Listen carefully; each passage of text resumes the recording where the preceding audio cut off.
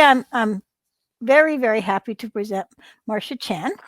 She retired after 33 years of teaching ESL at Mission College, yet she still gives a lot of energy to education and a lot of energy to KTESOL. She's been an active member of KTESOL for many decades. I think she joined before me. She's one of the organizers of the virtual conference, and she's also the KTESOL Interest Group Chair, Teaching of Pronunciation Interest Group Coordinator, and Webmaster. And with all that, she has a small business, Sunburst Media, and they're a sponsor of this conference. She's delivered over 300 presentations for various organizations and schools in the U.S. and abroad. You may know Marsha as a proponent of dual language learning, and probably more so for the Pronunciation Doctor on YouTube, where she has posted over 2,000 free videos for English language learning and teaching. And I have to say, my students love those videos. So without any further ado, I will present Marsha Chan. It's all yours, Marsha. Hello, everybody. All right, thank you very much. All right, good. So today's session is going to be about listener-friendly pronunciation, but we only have a short time, so obviously I've had to make some selections on what things would be helpful for making it easier to understand people who have influences from other languages. I'd like to give you a poll. So if you could go to your session, your little panel that shows poll, then you'll be able to see some questions.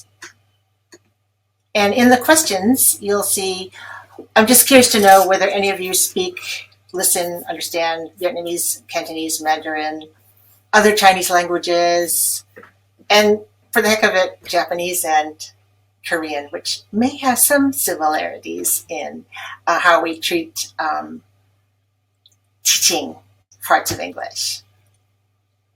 Okay, those are coming in.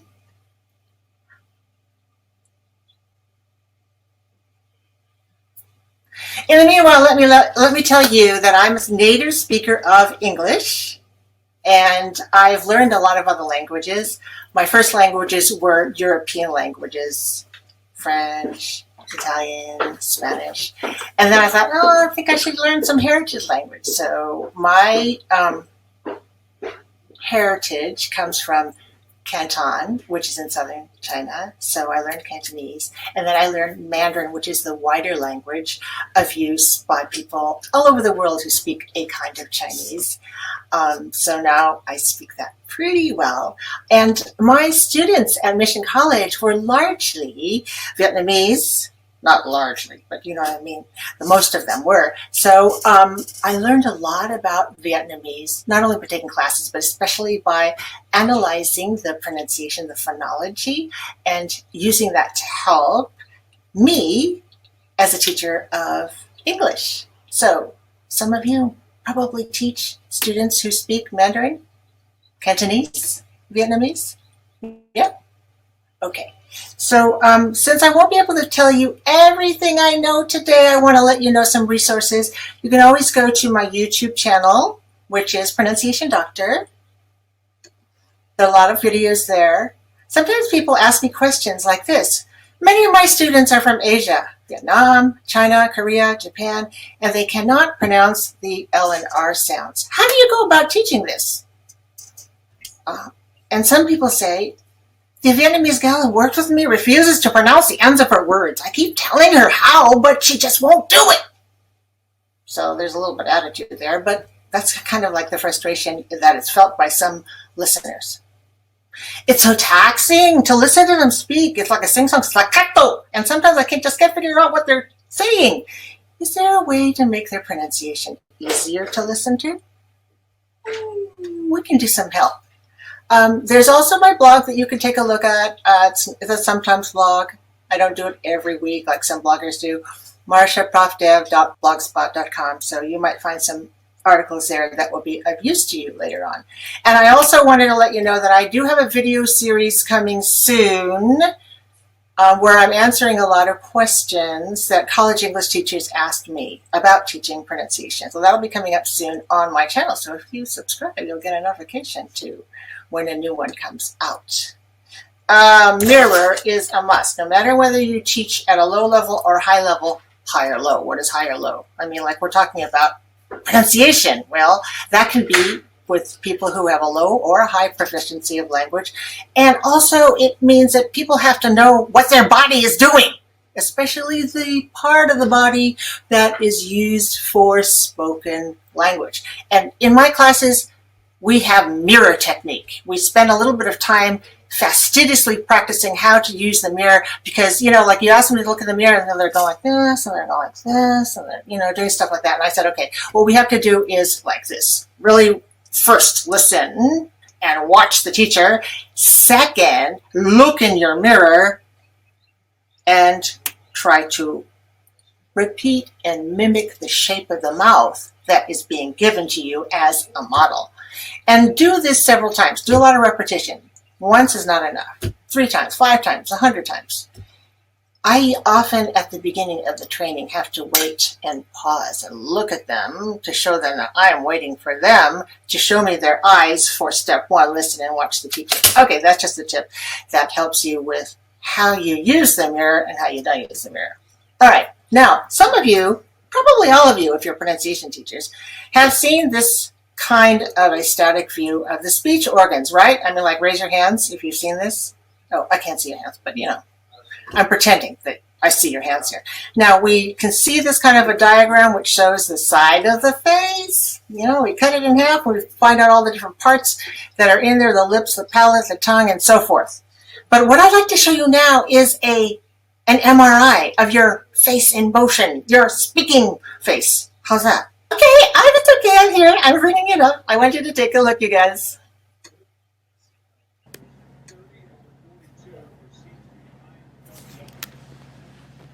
So this is showing us live video movements during speech production. How's that? Is that kind of cool? Cool or not cool? The first time I saw something like this, probably in a much earlier version when I was a graduate student at Stanford. I mean, that was a long time ago. I was just like mesmerized. I thought, wow, that's what's happening inside the mouth. All of those movements. I mean, the tongue has really done some acrobatic sorts of things. So now you're watching this without anybody's not hearing it, right? Because it's just a silent thing. Well, now, how about let's look at some speech where you actually hear the sound. He wished to know all about my grandfather. Well, he's nearly 93 years old. Was that cool? Cool or not cool? I like it. All right. So I want you to listen again. But this time, I want you to observe the production of the sound O. He wished to know all about my grandfather. He wished to know all about my grandfather. Well, he's nearly 93 years old. He wished to know all about my grandfather. Well, he's...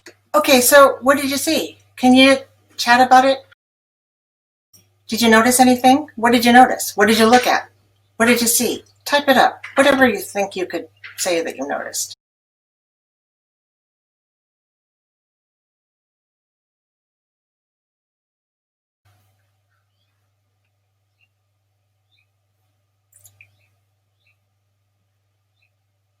Ooh, yeah, very cool.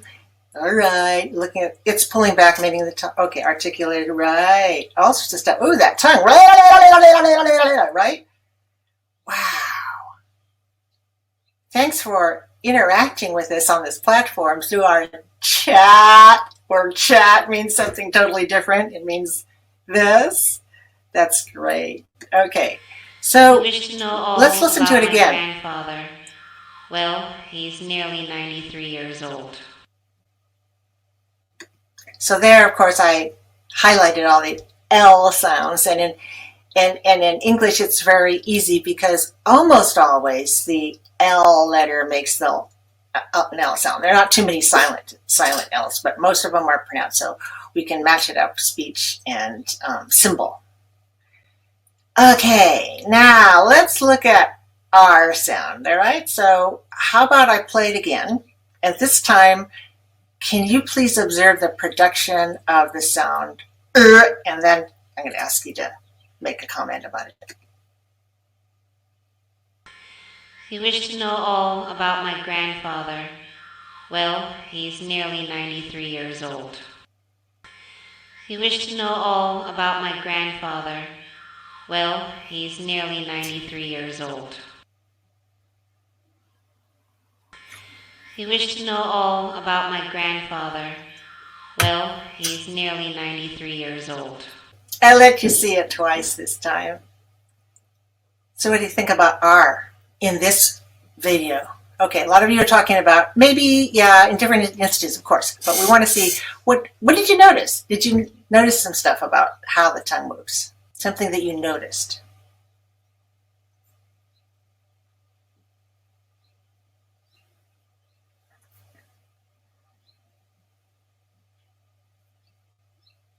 All right, good chatting.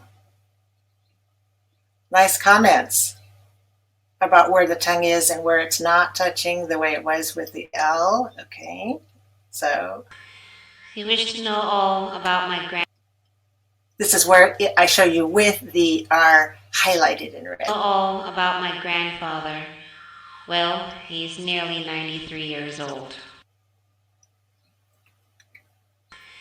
You wish to know all about my grandfather. Well, he's nearly 93 years old. Okay, both L and R are highlighted. All right, so we see a difference between the static view on a piece of paper and really seeing it in video, in motion. So there we had an opportunity to look at those, and we'll go from there. Now, you see that the tongue is doing a lot of exercises, right? So when the tongue does a lot of the exercises, one of the things that I find very important is to exercise our own tongues and everything else that we use in order to produce speech. So I'm just going to show you a tiny bit, a mashup of some of my pronunciation workout videos, which are available on the Pronunciation Doctor site at YouTube. This is just a mashup of a few different aspects of exercises.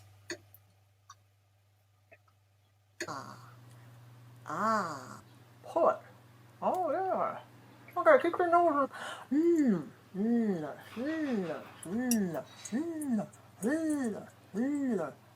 I'll do a little more. We'll take your lips and your fingers and kind of stretch them out.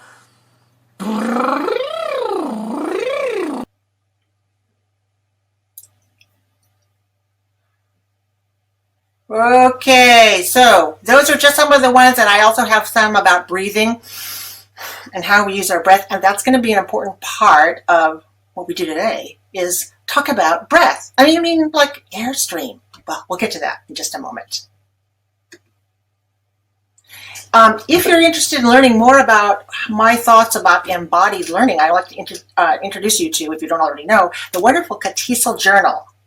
And there's a particular issue, Volume 30, number 1, from 2018, that was edited by John Levis of Iowa State University, Anna Wu from City College of San Francisco, and the great Donna M. Brinton, who was one of our featured speakers here at the conference.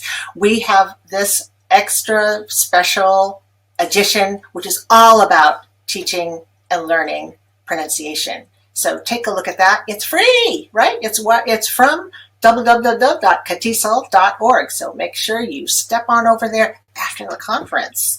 Now, what are the characteristics of ol and One of the things about ol is that it's a lateral consonant. Lateral means go this way. The outward flow of air goes around the tongue toward the sides of the mouth before it exits through the lips. Now, are you moving your lips now? Are you moving your tongue? Because I can't see you, but I'm hoping you are out there doing this. Say ol, and then feel that the air is going out the sides, lateral, right, going out the sides of your tongue. And in English, ol and may be syllabic, acting like a vowel. like a vowel? Yes, in words like table. When you say the word table, you hear o, you have the right before the o, right? When we say father, we have the before the it's an All right, so we have those two, which are kind of, they're not like consonants of like t and p and k and m that are kind of much simpler. They actually act sort of vowel-like, so they're between. So we consider that although they're mostly non-syllabic, acting as a consonant, like lock and rock, that's the most time we see the and ol sounds. Sometimes it is syllabic. So they have different properties, right? So to produce the ol sound, you need to bring the tip of your tongue near the alveolar or the gum ridge and let your voice breath travel over the relaxed left and right sides of the tongue. So when it's post-vocalic, you would say all with a vowel in the front. Ah, and then you can actually show the ol. So I usually like to teach the L sound in a post-vocalic position first, because then you can see the vowel shape and the tongue is down. Then you bring it up. All and fell and cold, right? Okay. Then intervocalic, meaning vowel here, and then a vowel there. Alive, belong, yellow. And then pre-vocalic, before a vowel, let, lie, look. Now, some of you noted that there are more than, there are two types of L, which we can consider to be the clear or the light L, which is the pre-vocalic one. Lay, slay, play. When it comes before a vowel, la, la, la, la, is different from the dark L, which actually has a different phonetic symbol. We don't use in ESL books, but it has an in there. So you raise the back of the tongue toward the velum, the soft palate, at the back of the roof of the mouth, and then you insert sort of a short schwa-like vowel before the dark L in American English. So when you say tile, right, and it's not tile, it's not the same as tile. So if I'm saying this with a light tile, and a dark tile. Tail, tail. Tell. I'm going to tell you. I'm going to tell you. Can you hear the difference? Of course you can hear the difference. How do you make the difference? You have to change the shape, the position of the tongue. All right, let's look at what happens with some of the languages that you have to tell the students. You have to coach them. No lip rounding. So in Vietnamese, there's a lot of lip rounding, final consonant, syllabic lip rounding. And so we have to be careful and help them understand that the lips don't move when you make the L sound. So feel is different from few, dill, do, male, mayo. Using a mirror is really important. So I have my students, especially my Vietnamese students, have to look at the mirror and see if their lips are moving. Feel, they're moving.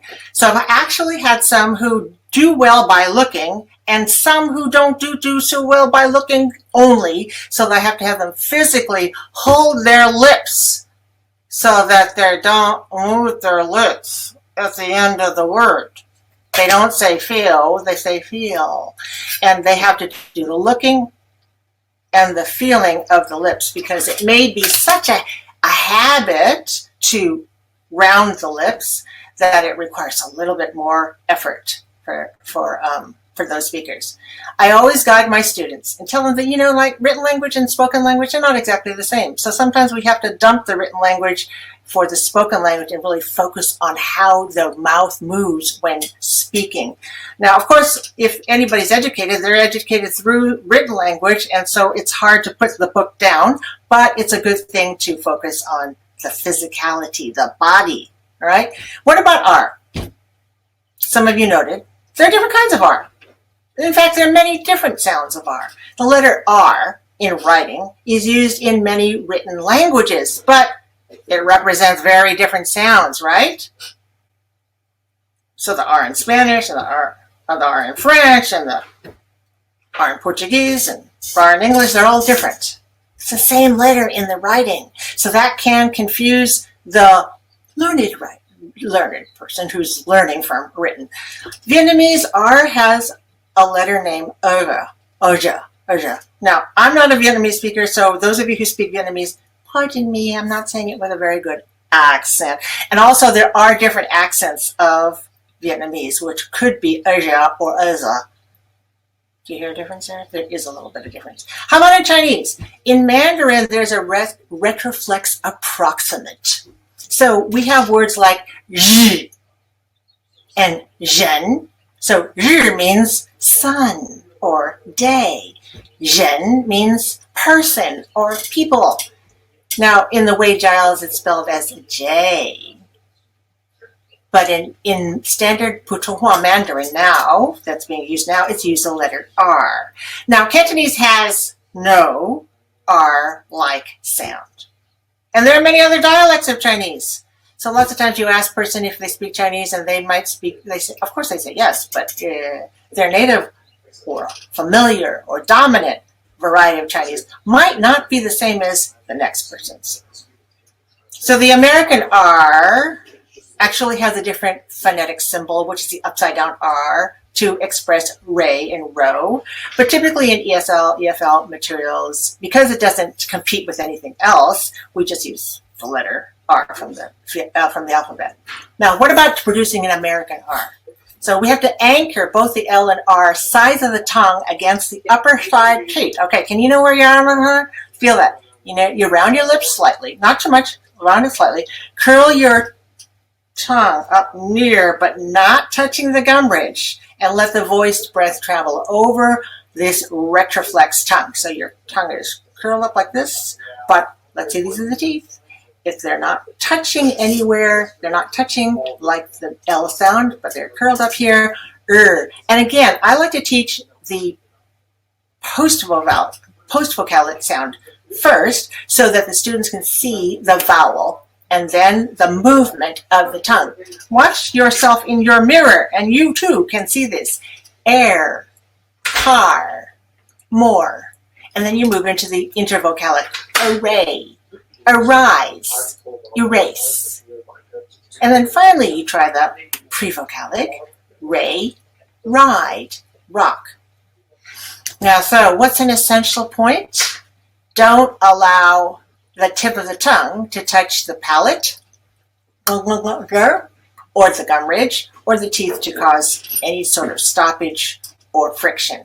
That's the trick, right? That's what we need to do. That's why doing tongue exercises is kind of helpful. Now, what about English? It has many final consonants, many more final consonant possibilities than Vietnamese or Chinese or a whole bunch of other languages. So we can have 0 final consonants, as in words like si, my, shu. Oh, yeah, that one. Okay, and we also have single consonant, 1 final consonant like dog, cuff, smile, right? We can have 2 final consonants, dogs, cuffs, smiled. We can even have 3 final consonants like pants, curves, thanks. Now, many combinations are not in the student's primary language inventory and will take instruction, practice, observation, and production. Now, let's compare this with the syllable structure of English and Vietnamese. So in English, we can have 0 or 1 or 2 or 3 consonants at the beginning before a vowel, and we can have 0 or 1 or 2 or 3 consonant sounds post-vocalic, after the vowel. So we can have ray, pay, pray, spray. We can have code, cold, colds. We can have splurged. How about in Vietnamese? No. Maximum, 1 consonant pre-vocalic, maximum, 1 consonant post-vocalic. So we can see that according to this chart by New Bin, that we have initial consonants, maybe. We have labialization. Remember I talked about the lip rounding part? We have a nuclear vowel, and then maybe there's a final consonant or a semi-vowel, but we don't have all the stuff that we have in English. Vietnamese has fairly few final consonants. So we have nasals, m, or n as in an, ng or ng sound as in hong. We have these unreleased voice stops. So these are looks like pachaka, but in Vietnamese they're unreleased, as in the word France, bap, chili, glass. So we see that English final consonants that are not in the Vietnamese inventory are lots and lots and lots and lots and lots, right? So you're wondering why they can't pronounce it. Well, they haven't had practice doing it the way maybe you and I have. Now let's talk about the airstream, explosion, and implosion. Woo! Have you ever thought about your airstream as you talk? Because what's the difference? Let's say, estoy empujando un pedacito de papel. I'm pushing a piece of paper. Wait, what happened to the paper? Something different happened to the paper. No, something happened different here in the way I produce the sound using a certain amount of air, a certain amount of energy coming from air. So that's a characteristic that's really important. I've heard people from other languages tell me that English is a very spitty language because there's a lot of explosion in comparison to perhaps their native language. So English tends to be explosive, meaning that the air travels outward and there's strong aspiration occurs on certain consonants. I think you know which ones, right? So at the beginning of stressed syllables in words like pay and come and tend, pay, come, and tend, those are highly aspirated. And when they're in the other syllables that are also stressed, repay, become, attend, right? So stressed syllable. At the beginning of those, then we have a lot of aspiration. But how about Vietnamese? It tends to be implosive with the air going the opposite way. Also with lip closure, so that's that rounding thing. And that occurs at the ends of stop consonants and also against some nasals. So for example, let's say the word in English hawk, H-A-W-K, hawk. Hey, there's a hawk. There's a hawk in the sky. Oh, look at the hawk flying over there, hawk. Okay, so if we have a word that is in Vietnamese, it's kind of similar, but it's not similar. It's học. Now, the word học means to study or learn. In Cantonese, we say học, học. And in Vietnamese, we say học. Mandarin's a completely different word. I mean, it's a completely different pronunciation, so we won't go there right now. Now, how about we say the word in English, D-U-N-G? How do you pronounce that? Everybody say it? Dung. But you know the name in Vietnamese, D-U-N-G? It's Yung. So Yung, lip closure, right? And I'm also imploding or bringing the air inside. So we have our phonemic stops, plosives in English, like this, voiceless ones, labial, pay, linguodental, t, right? Pay, up, to eat for linguodental, velar, cat, oak. We have our voice ones, b, ab, d, or letter D for do, and add, g for go, or ag. So those are phonemic stops or plosives in English. Now, what about some other kinds of stops? The glottal stop. Now, this is a symbol, the one in green. Kind of looks like a question mark. It's a question mark, but it doesn't have a dot. So this is the phonetic symbol for a glottal stop. What is a glottal stop? First of all, you got to know your glottis. Okay, your glottis is somewhere down here. I don't know. I've never seen it. It's kind of on the inside of me, and I haven't torn off the skin yet. So I just rely on this drawing here. So the glottal stop occurs when your glottis closes off the airstream. So the inside right there, there's this glottis here, and you go, okay? So what is this? Uh-oh, uh-oh, uh-oh, uh-oh. My slides are not there. Uh-oh, I dropped something. So uh-oh, in between the and the o, actually in the front of the and the front of the o, there's the glottal stop that our glottises, or at least mine, I don't know about yours, I can't hear it, but I hear mine going close and then saying the sound, uh-oh. And also, if we say the word B-A-T-M-A-N, that hero, we say Batman. Usually we don't say Batman, we say Batman, and that T becomes glottalized, and the glottis is actually closing here. Okay, what does that say for other languages. The glottal stop is non-phonemic in English. So when we have this little cutie person here, I mean, not a person, I mean, some of you think it is, it's your pet. It's a kitten, right? So can we understand this word in many pronunciations? Can we say kitten and kitten and kitten and it refers to the same thing? Yeah, okay. So it's non-phonemic. It doesn't mean a different sound category. It all belongs to that same sound.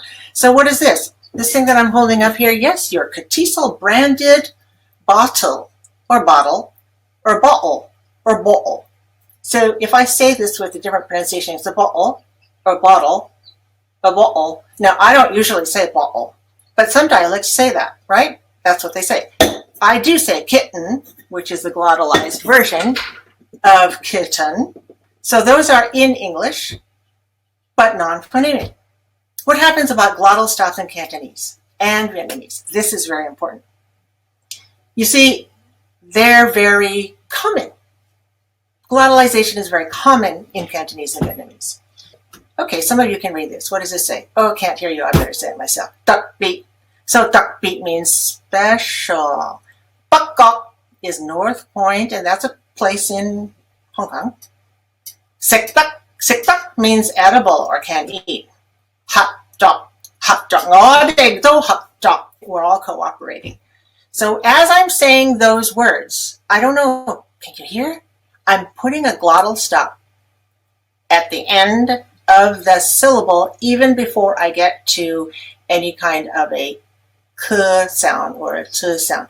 So that's why I put a little glottal symbol in the phonetic symbols between the slashes. All right, how about Vietnamese? Okay, so I'm trying my best at the Vietnamese.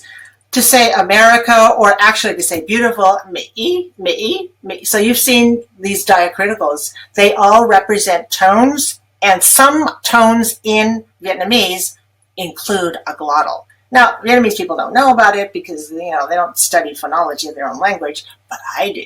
So, me is not my, it's not me. It's not me, it's me. All right? Now, this most common surname, Nguyen, so Nguyen, can you hear this? I'm saying Nguyen, not Nguyen, but Nguyen. So there's a glottal stop in there, plus there's tone there. A study. I'm putting a glottal stop here, and in fact, that little down at the bottom, underneath the O there, that indicates there's a glottal stop. And very pretty. All right, so very common in Cantonese and Vietnamese especially, because it's part of the phonological rules of the pronunciation. Not that it's phonemic by itself, but it belongs to that sound. Now, how does it sound? It sounds a little bit unfriendly. Wait, a person speaks with a lot of glottal stuff. So if you say cook, cook, okay, so listen to the difference between cook, right? Cook, I'm going to go and cook. What did you cook today? Cook. I have the k, and the k. But what if I say it this way with a glottal stop? Cook.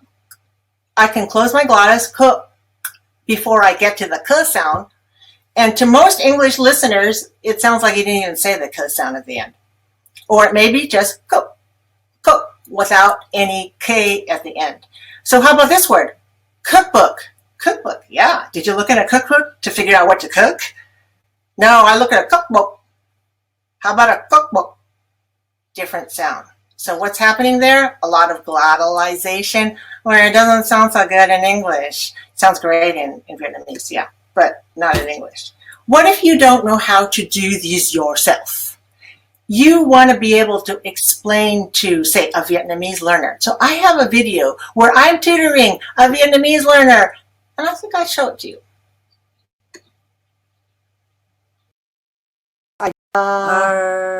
Good. Now say thing called the glottis. And when the glottis constricts, it stops the air. So, for example, when I say it's different than if I say right? Okay. Can I have your hand? Put your hand on my throat. Okay. Put your hand on my throat. Feel the difference when I say, just vibrating, right? Yes, okay, now watch me.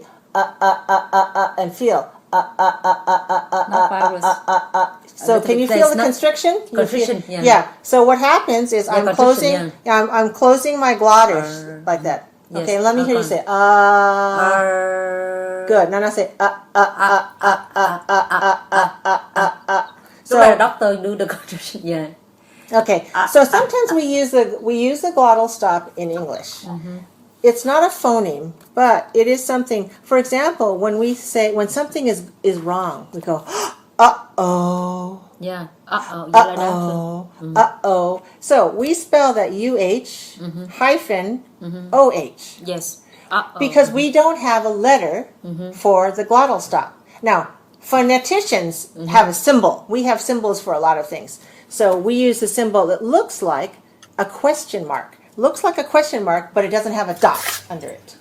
And that for people who are interested in phonology, people who transcribe what human language sounds like. We use this symbol as the glottal stop. So glottal stop symbol. Yeah, so this symbol, and you're not going to see it because Americans never learn this because it doesn't belong to the formal language. It doesn't belong to the written language. So we never use that. Okay? But sometimes I will use this when I'm coaching, especially speakers of Vietnamese, because you use the glottal stop a lot. You don't use that symbol, but the symbol that you use is the yona, right? So when you write H-O with a yona and then a C to mean study, you say help. And when you say help, closing here, it's not like English H-A-W-K. Look at that hawk. Look at that hawk. Look at the hawk. Follow the hawk. The hawks are flying around. Look at the hawks. Yeah, there's one hawk. There are two hawks.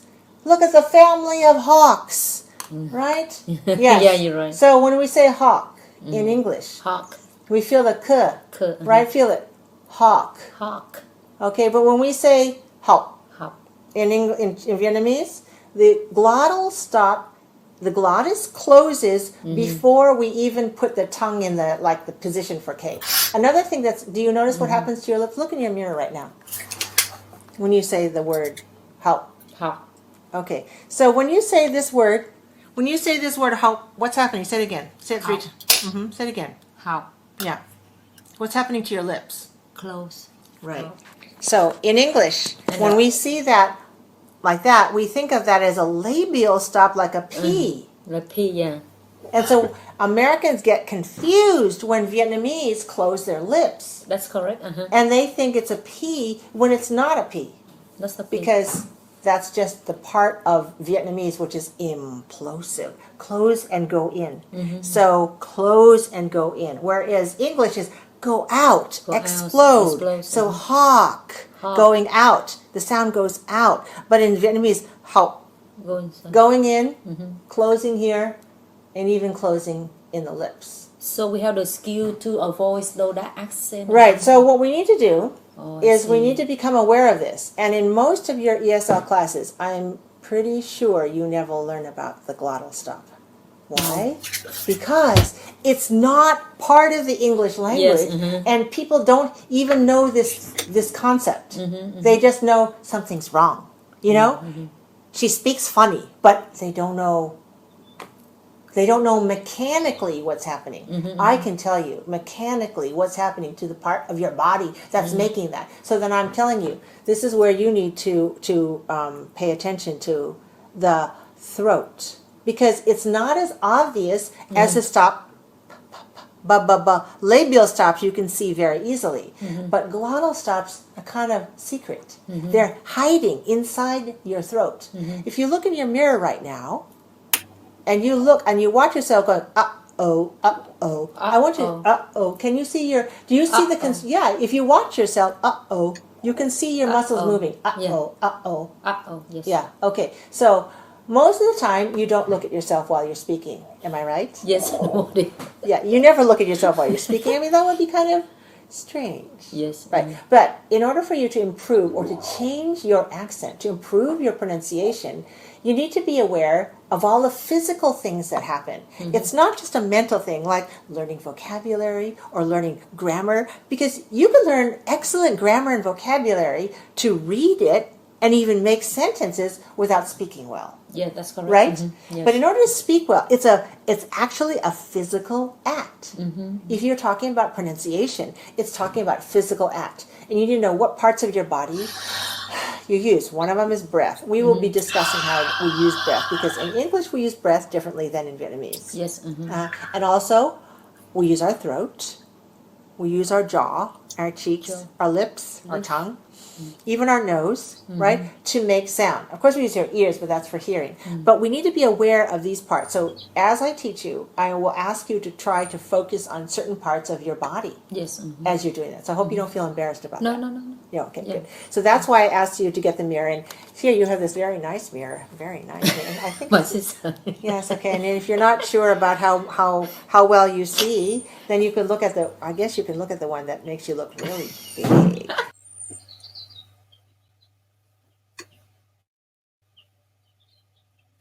Did that help to see how I talk to a Vietnamese speaker about this glottal stop stuff? What are we going to do next? All right, well, what are some of the ways to avoid the unwanted glottal stops? All right, so the first thing is awareness. If you are aware, you can do something. If you are unaware, there's nothing you can do. Awareness is really important.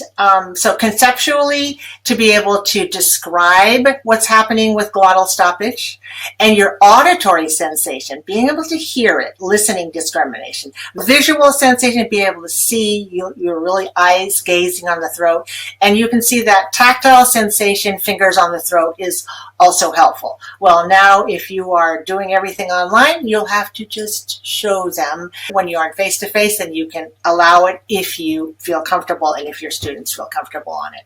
In terms of preparation, I recommend doing pronunciation workouts and then practice breathing through phrases. All right, so let me tell you a little bit about how you can do that when you're working with certain kinds of dialogues. So if you say, for example, did anybody go while I was out? Yes, Dad's doctor called. Very positive. He's much better now. What could be better? Oh, this afternoon between 3 and 4 o'clock. Maybe that sounds a little bit not so easy to understand because the final consonants there are glottal stopped, like stopping too much sound. So one of the ways to promote connected speech, showing, linking with the linking sign like this. So you do this with your pencil, or you can use a symbol from your typing and show them, did anyone call while I was out? Yes, Dad's doctor called. Is the news good or bad? Very positive. He's much better now. When can we bring him home? With the H being deleted because it's an unstressed pronoun. So that's one way you can do to show it with whatever learning materials you're working on. Another way to promote connected speech is to respell it, especially good for people whose eyes are glued to written word and that guides them on what they should say. So you could say, did anyone call why lie was out? And respelling sometimes helps people understand that they could just move that sound of the consonant over to the next word. Is the news good or bad? When can we bring them home? So this is for consonant to vowel linking, to remove the final consonant letter from the end of a word and attach it to the vowel at the beginning of the next. So let me conclude by saying these points. To help speakers of Chinese and Vietnamese speak English that's easier on the ear, focus on the auditory and proprioceptive perception independent of written text. So being able to feel where the location and everything that is in relation to each other, perceiving it, focus on that. Also, try to understand and see and feel the movements of the tongue in relation to the other members of the speech apparatus, which means the palate, the lips, and so forth. Focus on breathing. The Airstream mechanism, the concept of explosion versus implosion, and gain awareness and control of the glottal stop, preventing it from coming into play in certain places in English to make the speech more connected and fluid. Are there sounds that we make in English that our Asian first language learners cannot hear and have difficulty producing because they don't hear it? Sure. I would say that all the consonants and vowels that are not in their inventory may be difficult for them to hear without your instructing them. So I think in the stream of speech where they're hearing and they're trying to comprehend what's going on, it may be difficult. But once you get a hold of them, say, now listen for this particular sound, then you can have them focus on that and they can probably learn to hear it. But Okay, not great. from, okay? One more question. Are your workouts equally useful for speakers of other languages, Spanish, Oh, German, yes. Farsi? Absolutely. Absolutely. The most recent one that I put up is where I did a side-by-side. That was a Spanish speaker. Yeah. So they're just helping you to get ready to do some exercises and speech. And where can we find the MRIs online? Well, if you download my handout, you can get the URL. Okay, great. That's it.